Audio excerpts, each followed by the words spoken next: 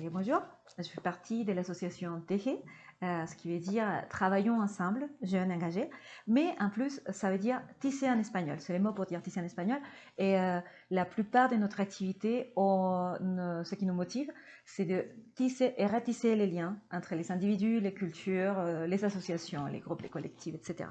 Donc nous travaillons autour des sujets et des problématiques latino-américaines, des sujets politiques et sociaux, et nous développons des actions et des projets autour des droits humains, le féminisme, l'agriculture urbaine, l'autonomie, l'éducation et la citoyenneté internationale. Donc vraiment, on a toutes sortes de cibles, des sujets.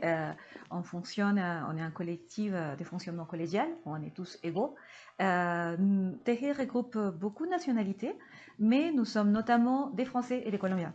Et donc, c'est dans ces cadres-là qu'on a été contactés par les réseaux France Colombie Solidarité et qu'on fait partie du projet Vamos pour la Paz, Ensemble pour la paix. Et pour nous, c'est super important de faire partie de cette initiative-là parce que nous résidons en France.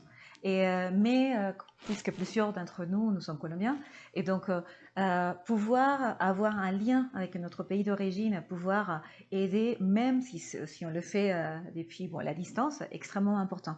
On s'est rendu compte qu'on pouvait apporter beaucoup dans toutes les activités qui ont un rapport avec le plaidoyer, mais toutes les activités qui ont un rapport avec la jeunesse et la pédagogie et l'éducation populaire.